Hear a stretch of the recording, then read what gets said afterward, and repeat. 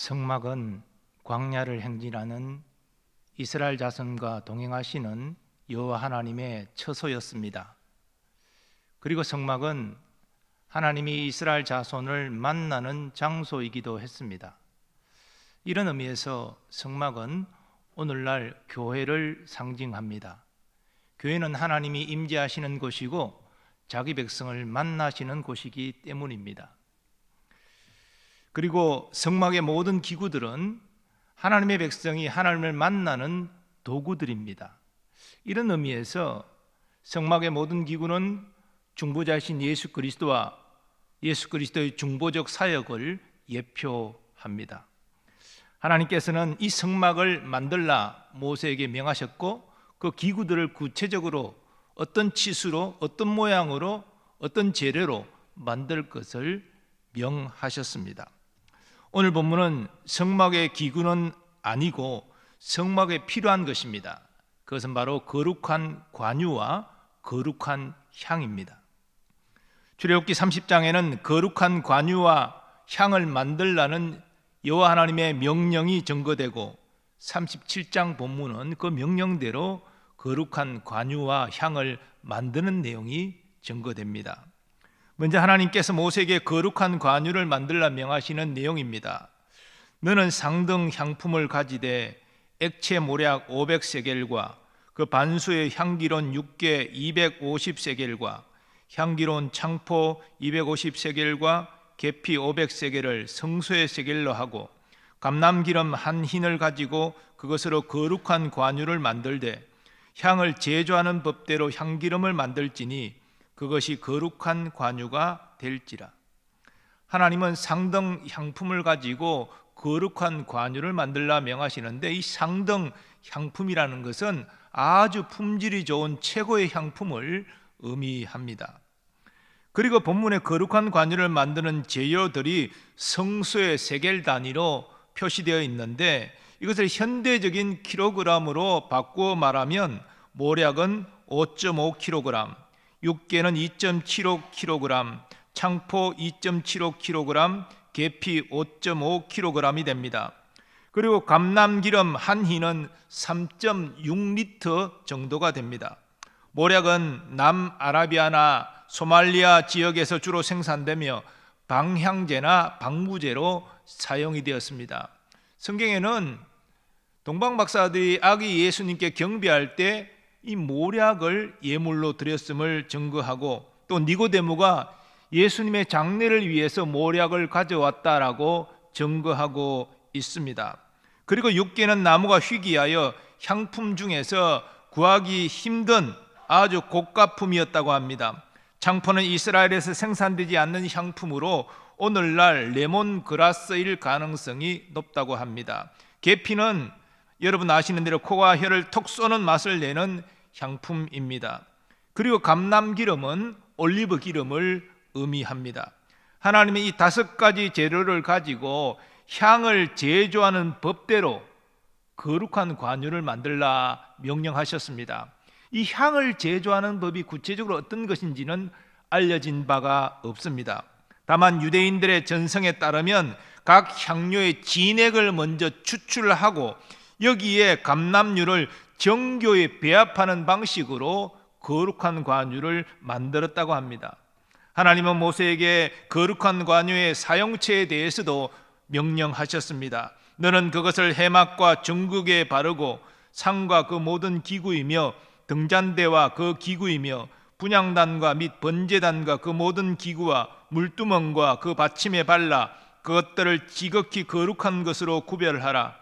이것에 접촉하는 것은 모두 거룩하리라. 너는 아론과 그의 아들들에게 기름을 발라 그들을 거룩하게 하고 그들이 내게 제사장 직분을 행하게 하라. 하나님은 정거계를 비롯해서 모든 이 성막의 기구들에 이 거룩한 관유를 발라 거룩히 구별할 것을 명령하셨습니다. 그리고 아론과 그의 아들들에게도 이 거룩한 관유를 발라 그들을 거룩하게 하라 명하셨습니다. 바로 우리 제사장 위임식 때에 거룩한 관유를 이 아론과 그의 아들들에게 부은 것을 우리가 확인하게 되는데, 바로 이 관유를 부을 것을 말씀하신 것입니다. 그리고 하나님은 사적으로 거룩한 관유를 제조하고 사용하는 것을 엄히 금하십니다. 이스라엘 자손에게 말하여 이르기를 이것은 너희 대대로 내게 거룩한 관유니 사람의 몸에 붙지 말며 이 방법대로 이와 같은 것을 만들지 말라. 이는 거룩하니 너희는 거룩히 여기라. 이와 같은 것을 만드는 모든 자와 이것을 타인에게 붓는 모든 자는 그 백성 중에서 끊어지리라 하라. 거룩한 관유, 향기름은 사람의 생각으로 만든 것이 아니죠. 하나님이 명하신 대로 만드는 것입니다. 그러므로 이 거룩한 관유는 하나님이 원하시는 목적대로만 사용되어야 됩니다. 그 용도는 딱 두 가지입니다.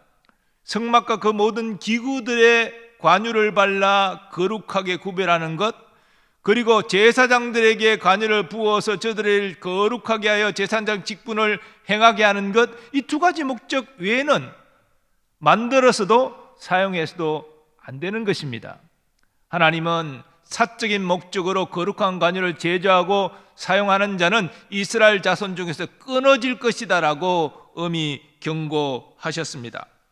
그리고 하나님은 모세에게 거룩한 향을 만들 것을 이어서 명하십니다. 여호와께서 모세에게 이르시되 너는 소합향과 나감향과 풍자향의 향품을 가져다가 그 향품을 유향에 섞되 각기 같은 분량으로 하고 그것으로 향을 만들되 향 만드는 법대로 만들고 그것에 소금을 쳐서 성결하게 하라. 하나님께서 향을 만들 재료로 세 가지를 먼저 언급하시는데 소합향, 나감향, 풍자향입니다. 근데 이 향 세 가지는 성경의 다른 곳에 언급되지 않습니다. 그래서 도대체 이 향이 구체적으로 어떤 것인지는 정확하게 알 도리가 없습니다. 다만 성경학자들이 여러 가지 주장하는 내용들을 종합하여 보면 몇 가지 말씀드릴 수 있는 내용이 있습니다. 먼저 소합향은 발삼나무나 석류나무에서 채취한 그 진으로 채취한 것으로 보입니다. 나감향은 홍해 연안에 자란 조개에서 채취했다고 하는데요, 이것을 태울 때 코에 자극하는 사향 냄새가 났다고 합니다. 또 풍자향은 회양풀과에 속하는 나무에서 뽑아내었다라고 그렇게 주장합니다. 하나님께서는 이 세 가지 향품의 유향을 같은 비율로, 그러니까 같은 양만큼 섞으라 명하십니다. 그리고 이 섞은 것에 소금을 쳐서 성결하게 하라 명하셨습니다. 왜 네 가지 향품을 섞어서 거기에 소금을 칩니까? 소금은 부패를 방지하지요. 이 거룩한 향을 오래 보관하도록 하기 위하여 소금을 쳤습니다. 그리고 또 이 소금은 향연을 더 많이 생기게 하는 효과도 기대할 수 있었다고 합니다. 또 하나님은 거룩한 향을 제조하여 어디다 둘지를 이렇게 명하셨습니다. 그 향 얼마를 곱게 찌어 내가 너와 만날 해막 안 정극의 앞에 두라. 이 향은 너에게 지극히 거룩하니라. 하나님은 이 거룩한 향을 해막 안 정극의 앞에 두라고 명하시는데요, 이 정극의 앞이 구체적으로 어디입니까? 사실 분향단은 지성소 휘장 바깥쪽에 위치해 있지 않습니까? 물론 그 바깥쪽도 정국에서 보면 정국의 앞이 되겠지요.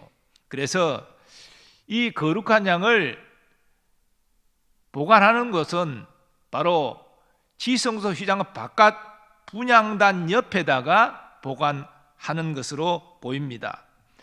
전해진 바에 따르면 하나님의 명대로 제조한 거룩한 향은 단단한 덩어리 형태로 보관되었다가 필요할 때마다 제사장이 일부를 떼어서 고운 가루로 그렇게 만들어 바로 분향단 옆에 두어 조석으로 제사장이 분향할 수 있게 했다고 합니다. 그리고 하나님은 거룩한 향의 제조와 관련해서 이렇게 엄히 또한 명하십니다.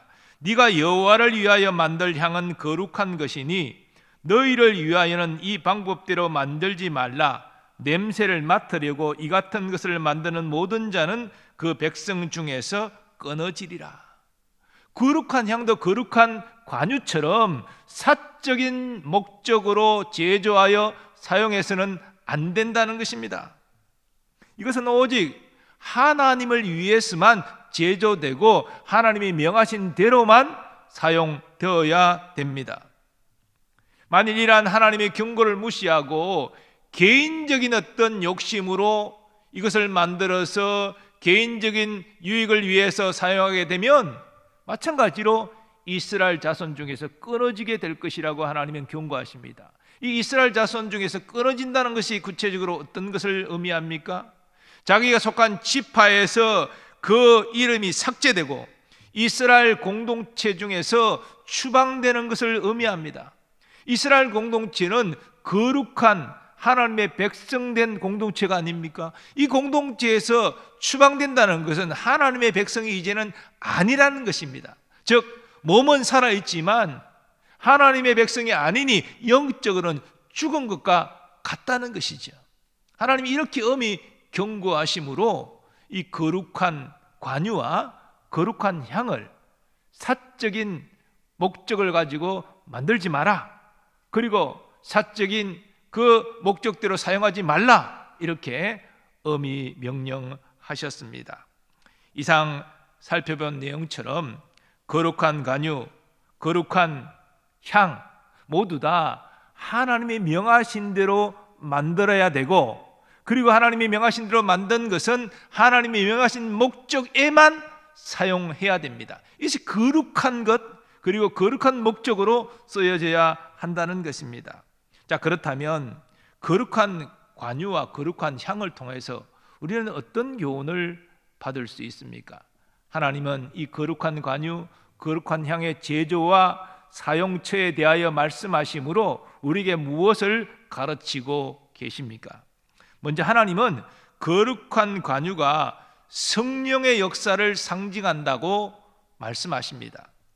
말씀드린 대로 거룩한 관유가 발라진 모든 성막의 기구들은 거룩하게 구별되었습니다.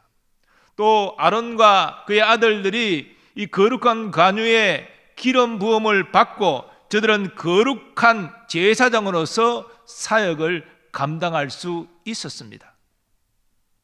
그런데 사도 바울은 고린도 교회 성도들에게 편지하면서 이 기름 부으심과 하나님의 기름 부으심과 성령을 연결해서 이렇게 증거합니다. 우리를 너희와 함께 그리스도 안에서 굳건하게 하시고 우리에게 기름을 부으신 이는 하나님이시니 그가 또한 우리에게 인치시고 보정으로 우리 마음에 성령을 주셨느니라. 즉 서두에 말씀드린 대로 이 기름은 성령을 상징한다는 것입니다.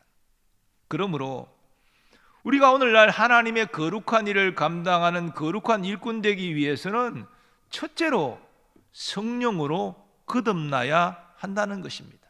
성령으로 거듭나지 않은 사람은 하나님의 일을 감당할 자격이 없습니다. 아니, 하나님의 일을 감당하려고 하지도 않을 것입니다. 할 생각이 없는 거죠. 아니, 하나님의 사람이 아닌 것이 어떻게 하나님의 거룩한 일을 감당할 수 있겠습니까? 성령으로 거듭난 새롭게 새 생명이 탄생된 사람만이 하나님의 거룩한 일을 감당할 수 있는 것입니다. 자, 그런데 이 하나님의 일을 감당하는 일꾼으로 세워지기 위하여 성령으로 거듭나는 것이 중요하지만 그것이 전부는 아니죠. 우리는 성령으로 거듭날 뿐 아니라 성령 세례를 받고 성령으로 충만해져야 됩니다. 그럴 때 더욱 능력 있게 하나님의 일을 감당할 수 있는 것이지요.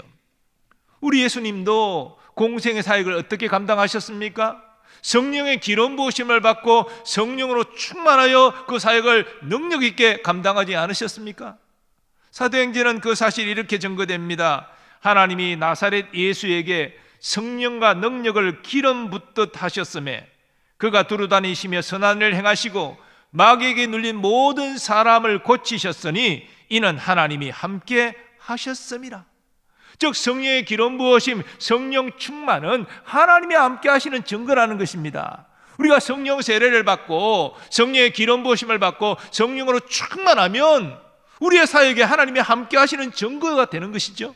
하나님이 함께 하시니 전도를 해도 능력 있게 전도할 수 있고, 찬양을 해도 정말로 은혜로운 찬양을 할 수 있고, 교회를 섬겨도 정말 능력 있게 열매 맺는 사역을 감당할 수 있는 것입니다. 우리는 베드로를 비롯한 사도들이 언제 주의 일을 잘 감당할 수 있었는지를 성경을 통하여 확인할 필요가 있습니다. 바로 오순절 성령 세례를 받고 성령으로 충만해졌을 때 베드로가 담대히 주의 죽음과 부활을 증거하여 3,000명을 회심시키지 않았습니까? 빌립 집사도 비록 평신도 집사였지만 그가 성령의 기름 부으심을 받고 성령으로 충만해졌을 때 사마리아 성에 놀라운 부흥의 역사를 일으키지 않았습니까? 성령의 기름 부으심과 성령 충만, 주의 일을 감당하는 우리에게 꼭 필요하다는 것입니다. 그런데 이 놀라운 사역들을 능력 있게 감당할 때 그 사역을 감당하는 목적은 자기 자신의 영광을 위한 것이 아니라 오직 하나님의 영광을 위한 것이 되어야 됩니다. 왜냐하면 하나님이 우리에게 성령을 부어주시고 성령으로 충만케 해주시지 내가 열심히 수도하고 내가 돈을 닦아 내가 충만해지는 것이 아니지 않습니까? 하나님이 주권을 가지고 우리를 쓰시기 위하여 성령을 부어주시고 성령으로 충만케 하시기 때문입니다. 그래서 주의 일을 감당하는 우리는 하나님과 주 예수 그리스도의 종이라고 불리지 않습니까? 아니, 종이 주인의 뜻을 따라 행해야지 주인의 뜻은 저버리고 나를 위하여 나의 사역을 감당하겠다, 모든 영광을 내가 받아야 된다, 이건 아주 잘못된 태도지요. 우리 한국교회 역사도 보면 정말 대단한 말씀의 사역, 대단한 기도의 사역, 병자를 고치고 이적을 행하고 구름대같이 사람들이 몰려든 그런 케이스들이 많이 있습니다.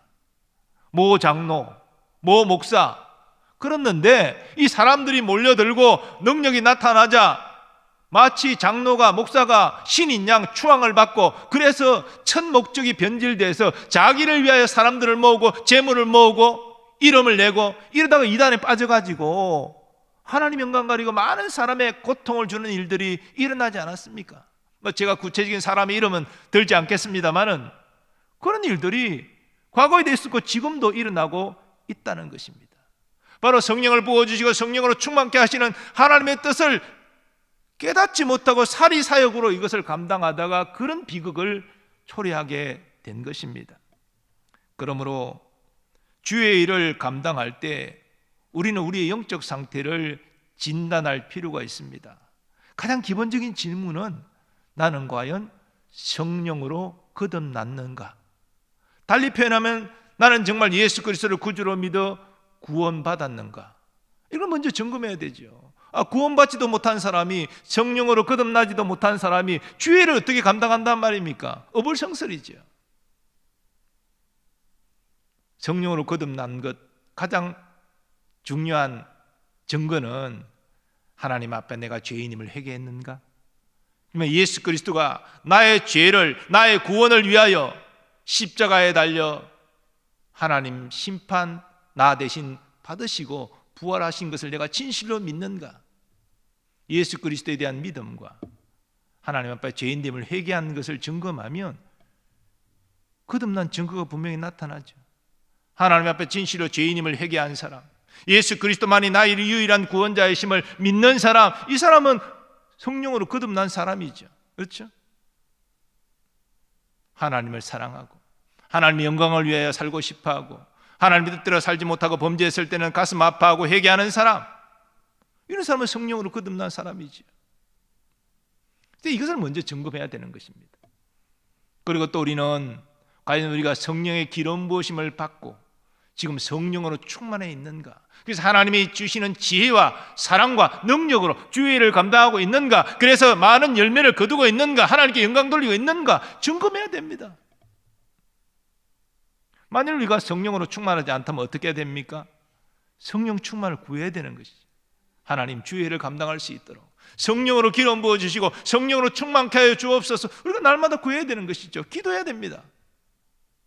그러면 기도만 하고 있으면 됩니까? 성령으로 충만할 때까지 아무 일도 하지 않아야 됩니까? 아닙니다. 기도하면서 내가 해야 될 일을 감당하는 것입니다. 물론 성령 충만한 만큼 그때 사역을 감당하는 만큼 능력은, 열매는 나오지 않겠지만 작은 능력일지라도 그 능력으로 주의를 하는 것입니다.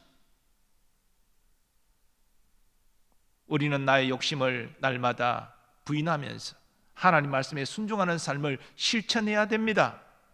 우리는 한 영혼 불쌍히 여기고 그를 위하여 기도해야 되고요, 그를 섬겨야 되고요, 그에게 복음을 전해야 되고, 복음을 전할 자신이 없으면 복음을 들을 수 있는 곳으로 초청해야 되고, 이거 우리 해야 됩니다. 아니, 성령 충만할 때만 그거 합니까? 성령 충만하지 않아도요, 우린 찬양대 찬양해야 되고요, 교회 학교 교사로 봉사해야 되고요, 할 수 있는 최선의 노력을 해야 됩니다. 그러면서 하나님, 이왕 주의를 감당할 때 성령으로 기름 부음 받아서 나도 성령 충만해서 주의를 더 잘 감당하고 싶습니다, 그렇게 구하는 것이죠. 우리가 이렇게 성령 충만하지 않아도 하나님이 맡겨주신 이 사명들 감당하며 나아갈 때에 우리는 하나님의 함께 하심을 경험하게 되고요, 우리 심령에 하나님 나라가 임하는 것을 경험하게 되고, 그리고 그 과정 가운데서 마침내 성령을 부어주시고 성령으로 충만케 하시는 주의 은혜를 경험하게 되는 것입니다. 핵심은 우리가 거룩한 주의를 감당하기 위해서는 성령의 도우심이 필요하다는 것입니다. 하나님의 일은 단순히 내 재능만으로 할 수 있는 거 아닙니다. 내 인간적인 경험만으로, 세상적인 지식으로 하는 게 아닙니다. 하나님이 주시는 힘으로 하는 것이 하나님의 일입니다. 바로 성령이 우리를 도와주시고 성령의 능력이 우리에게 임하여 우리는 주의 일을 감당할 수 있는 것이죠. 예수님도 그렇게 하셨고요, 사도 바울도 그렇게 했고요, 믿음의 선진들이 다 그렇게 했습니다. 그래서 오늘날 교회가 이 주의 일을 감당함에 있어서 이 성령을 구하지 않기 때문에, 성령의 도우심을 구하지 않기 때문에 오늘날 능력이 나타나지 않는 것은 아닙니까?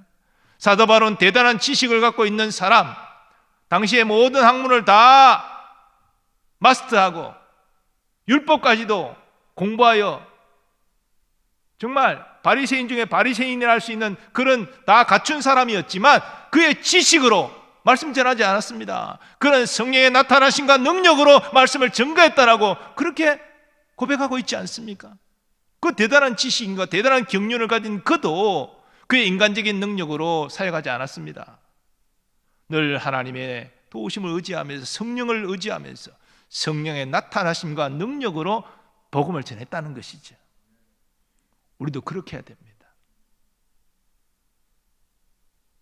제사장이 거룩한 간유로 부음을 받고 제사장 사명을 감당하는 것은 바로 오늘날 우리에게 성령의 부으심을 받고 성령으로 충만하여 주의 거룩한 일을 감당하라 하나님이 가르쳐 주시는 것입니다. 또 하나님은 거룩한 향이 성도의 기도를 상징한다고 말씀하십니다.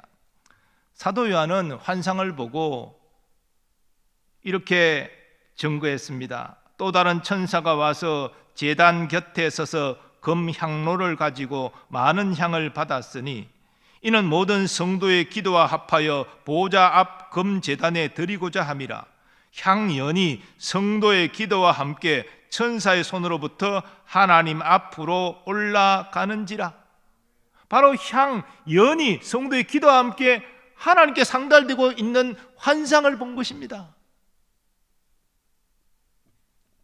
그런데 하나님은 거룩한 향을 제조할 때에 세 가지 향품과 유향을 동일한 비율로 섞으라라고 명하셨습니다.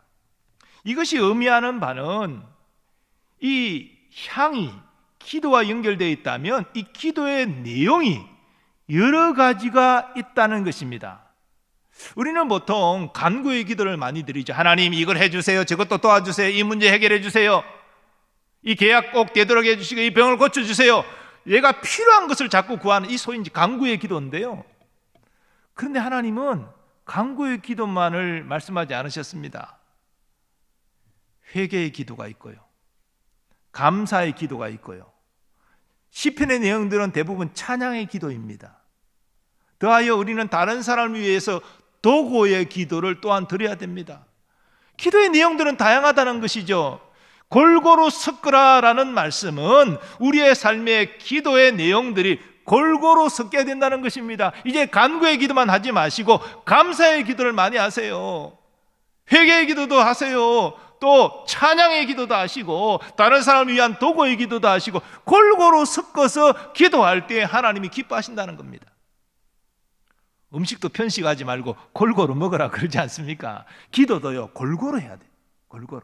그래서 자신의 기도 생활을 살펴보면서 보통의 경우는 간구의 기도가 많은 부분을 차지하고 있는데 골고루 그렇게 기도하시기 바랍니다. 그러니까 하나님이 기뻐하신다는 것입니다. 그리고 이렇게 하나님 앞에 여러 가지 내용으로 회개의 기도, 감사, 찬양, 간구의 기도, 도고의 기도, 모든 이 기도의 종류에 꼭 공통적으로 필요한 것이 있는데 그것이 무엇이냐? 믿음이라는 것입니다. 여러분, 우리가 회개의 기도를 해도 내가 진실로 회개하면 하나님이 나의 죄를 용서하신다는 믿음이 있어야 됩니다. 내가 회개해도 하나님이 용서해 주실까? 의심한다면 그게 어떻게 하나님이 기뻐하시는 기도를 할 수 있겠습니까? 나를 사랑하사 독생자까지 아끼하지 아니하신 이 하나님께서 나의 회개를 들으시고 나를 용서하실 것이다, 이 확신을 가지고 회개의 기도를 해야죠. 그렇죠? 감사도 마찬가지입니다. 하나님 내게 베풀어 주신 것에 대해 깨닫는 이 믿음을 통해서 감사의 기도를 올릴 수 있는 것 아닙니까? 그리고 지금 현실은 힘들고 어렵지만 하나님이 앞으로 잘 해결해 주실 줄 믿습니다. 미리 감사한, 시편의 많은 기도의 내용이 미리 감사하는 것 내용입니다. 그 믿음으로 하면 할 수 있는 거죠. 이웃을 위한 기도도 믿음을 하는 것입니다. 믿음. 히브리서 11장 6절은 이 믿음을 이렇게 강조합니다. 믿음이 없이는 하나님을 기쁘시게 하지 못하나니 하나님께 나아가는 자는 반드시 그가 계신 것과 또한 그가 자기를 찾는 자들에게 상 주시는 이심을 믿어야 할지니라. 우리는 하나님의 뜻대로 간구할 때 하나님의 선한 응답을 의심치 않고 확신해야 됩니다. 이게 믿음의 기도입니다. 여러분, 하나님을 아빠 아버지라 우리는 부를 수 있는 하나님이 사랑하시는 아들 딸들입니다. 근데 아버지에게 간구하면서 악한 자라도 자식에게 좋은 걸 줄 줄 알거든 하물며 하늘 아버지께서 좋은 것을 반드시 주신다는 이 확신이 내게 없다면 얼마나 불쌍한 사람입니까? 하나님 아버지를 제대로 모르는 것이죠. 그 믿음이 없는 것이죠. 믿음으로 확신을 가지고 기도하는 우리 모두 되기를 바랍니다. 하나님께서 우리의 믿음의 기도를 통해서 하나님의 선하심과 인자하심을 우리에게 알려주실 것입니다. 하나님 일에 더욱더 쓰임받는 우리가 되게 하실 줄 믿습니다. 그리고 하나님은 거룩한 향을 만들 때 소금을 쳐서 성결하게 하라 명하셨습니다. 영적으로 소금은 무엇입니까? 변치 않는 하나님의 말씀을 의미합니다. 이와 관련하여 하나님은 제사장들에게 이런 약속을 하셨습니다. 이스라엘 자손이 여호와께 거제로 드리는 모든 성물은 내가 영구한 목소의 음식으로 너와 내 자녀에게 주노니 이는 여호와 앞에 너와 내 후손에게 영원한 소금 언약이니라. 헌제자의 거제물은 제사장의 몫으로 영원히 준다. 이것이 분명한 나의 약속이다. 그 변치 않는 약속을 소금 언약이라고 말씀하셨습니다. 소금은 변치 않는 그런 의미가 있지요. 하나님의 말씀은 변치 않습니다. 변개치 아니하십니다. 하나님의 말씀은 때가 되면 반드시 이루어집니다. 하나님이 그 약속을 지키십니다. 이 소금은 변치 않는 하나님의 말씀을 상징하는 것입니다. 그래서 믿음의 사람들은 기도할 때, 믿음으로 기도할 때 믿습니다, 믿습니다 이렇게만 하지 않고요, 하나님의 약속의 말씀을 붙잡고 이 말씀대로 될 줄 믿습니다, 이렇게 기도했습니다. 느헤미야가 어떻게 기도하는지 한번 들어보십시오. 느헤미야는 예루살렘 성이 다 불타고 성문이 다 회파되어지고 형편없다는 이 소식을 듣고 애통하면서 금식하면서 이렇게 기도합니다. 옛적에 주께서 주의 종 모세에게 명령하여 이르시되 만일 너희가 범죄하면 내가 너희를 여러 나라 가운데서 흩을 것이요 만일 내게로 돌아와 내 계명을 지켜 행하면 너희 쫓긴 자가 하늘 끝에 있을지라도 내가 거기서부터 그들을 모아 내 이름을 두르고 택한 곳에 돌아오게 하리라 하신 말씀을 이제 청하건대 기억하옵소서. 하나님이 하신 약속의 말씀을 기억하옵소서. 바로 자신을 예루살렘으로 돌아갈 수 있도록 해달라고 지금 간구하고 있는 것입니다. 느헤미야의 기도가 응답됐을까요? 응답되지 않았을까요? 응답됐지요. 믿음으로 하나님의 변개할 수 없는 약속의 말씀을 붙잡고 기도한 그는 유대 총독으로 가서 바로 성벽을 재건하는, 그리고 영적 부흥을 일으키는 이 놀라운 일을 감당하지 않았습니까? 느헤미야의 기도는 응답이 됐습니다. 그는 믿음으로 기도했고 약속의 말씀을 붙잡고 기도한 것입니다. 우리도 그렇게 해야 됩니다. 삶 속에서 다양한 내용으로 기도하시기 바랍니다. 간구의 기도만 드리지 마시고 회개의 기도, 감사의 기도, 찬양의 기도, 도고의 기도도 드리시기 바랍니다. 그 모든 기도 가운데 믿음으로 드리시고 하나님의 약속의 말씀을 붙잡고 기도하는 여러분 되시기를 바랍니다. 하나님 반드시 우리의 기도에 선하게 응답하실 것입니다. 그런데 응답의 때는 우리가 정하는 것 아니죠. 하나님이 정하시는 거잖아요. 주권이 하나님께 있으시잖아요. 그래서 이 기도하는 우리의 자세는 하나님의 때까지 인내하며 기다리는 것입니다. 그래서 예수님께서 그 한 과부와 불의한 재판장의 비유를 드시면서, 불의한 재판장이 처음에는 과부의 청을 거절했지만 과부가 계속 애원하니 번거로워지지 않기 위하여 과부의 청을 들어주지 않았습니까? 그리고 그 말미에 뭐라 결론 내십니까? 불의한 재판장도 과부의 청을 들어주었는데 하물며 너희 하늘 아버지께서 너희 간구를 왜 들어주시지 않겠느냐? 반드시 들어주신다. 그러므로 낙심하지 말고 계속 인내하며 기도하라. 이거 가르치신 것 아닙니까? 응답의 때는 우리가 정하는 것 아닙니다. 하나님이 정하시는 것이죠. 나의 기도가 하나님 마음에 합하고 하나님이 나의 기도를 기뻐 받으신 것을 확신한다면 낙심하지 말고 끝까지 기도하시기 바랍니다. 가장 좋은 때에 하나님께서 이루어 주실 줄 믿습니다. 그런데 우리의 간구의 과정 가운데 때로는 하나님이 내 마음에 아니라 말씀하실 때가 있습니다. 그 아니라는 음성을 들으면서도 나의 고집과 나의 생각을 내려놓기가 쉽지는 않지만 믿음의 사람들, 영적으로 민감한 사람들은 하나님이 아니라 하신 것을 깨닫고 자기의 기도 제목을 포기하고 하나님이 원하시는 기도 제목으로 바꾸는 용기가 있어야 됩니다. 하나님께서 우리가 정말 고의가 아니라 의도가 있는 것이 아니라 잘못된 기도를 드리고 있다면 우리를 사랑하신 하나님께서 우리 말씀하지 않겠습니까? 깨닫게 하시지 않겠습니까? 바른 기도로 우리의 기도의 내용을 바꿔주실 것입니다. 그러므로 하나님께서 우리의 마음을 감동시켜 주시고 우리의 기도를 다른 기도로 바꾸고자 하실 때 빨리 깨닫고 순종하는 우리가 되기를 원합니다. 먼저 하나님 나라와 하나님의 의를 구하는 여러분의 기도는 반드시 응답됩니다. 또 하나님이 더 좋은 것으로 우리로 하여금 기도하게 하신다면 그것도 우리에게 깨닫게 하실 것입니다. 그러므로 하나님을 신뢰하고 믿음으로 약속의 말씀을 붙잡고 기도하심으로 하나님의 선한 응답을 경험하는 우리 모두 되기를 축복합니다. 주 안에서 사랑하는 여러분, 거룩한 관유와 거룩한 향은 하나님이 명하신 대로 제조되어야 됐고 오직 하나님이 사용하라 명하신 곳에만 사용해야 했습니다.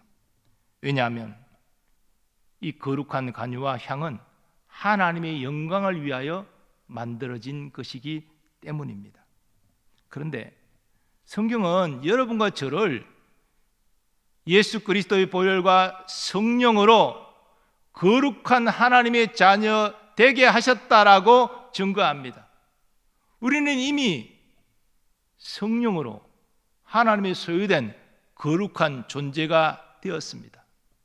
거룩한 관유와 거룩한 향이 하나님의 영광을 위한 목적으로만 사용되어야 됐듯이 하나님이 성령으로 우리를 거룩한 존재로 부르셨다면 우리는 우리의 욕심을 위해서 살아서는 안 되고 하나님의 영광을 위해서 살아가야 한다는 것입니다. 그것이 우리를 거룩한 존재로 구별하신 하나님의 뜻이라는 것이지요. 그래서 이러한 하나님의 부르심의 그 뜻을 바로 깨닫고 하나님의 영광을 위하여 살아갈 때 그게 진정한 인생의 의미를 발견하고 하나님이 주시는 진정한 만족과 행복을 누릴 수 있다는 것입니다. 참 미안한 이야기지만 그리스도인 중에도 하나님의 거룩한 부르심의 목적을 알지 못하고 하나님을 개인 이 땅의 영화를 위한 도구로 이용하는 사람들도 있습니다. 그런 인생은 주일은 교회 와서 예배를 드리지만 하나님의 목적대로 거룩한 삶을 살지 않기 때문에 하나님 주시는 진정한 만족과 행복을 누릴 수 없는 것입니다. 다른 곳에서 참 만족과 행복 발견할 수 없습니다. 우리를 거룩한 존재로 부르시고 거룩한 목적으로 사용하고자 하는 하나님의 뜻을 따라서 행할 때만이, 그 뜻을 따라 기도하고 그 뜻을 따라 순종하고 그 뜻을 따라 헌신할 때만이 진정한 만족과 행복을 누릴 수 있는 것입니다.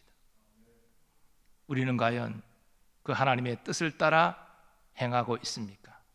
기도하고 있습니까? 헌신하고 있습니까?